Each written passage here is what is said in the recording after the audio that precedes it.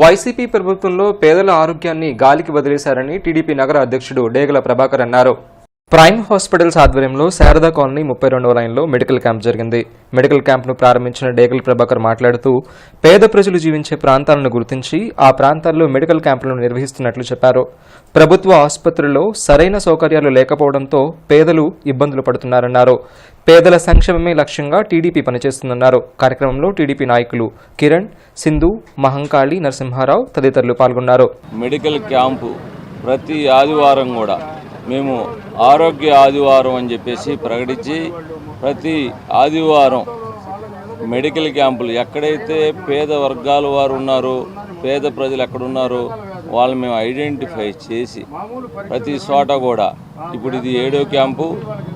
గుంటూరులో ఈస్ట్ నుంచి ప్రతి నియోజకవర్గం ప్రతి వార్డులో కూడా మెడికల్ క్యాంప్ ఏర్పాటు చేయాలని చెప్పేసి పేద వర్గాలు ఎక్కడుంటే అక్కడ వాళ్ళకి ఆరోగ్యం అందించాలని చెప్పేసి మేము ఒక అవగాహనతో ఈ క్యాంపులు ఏర్పాటు చేయడం జరిగింది.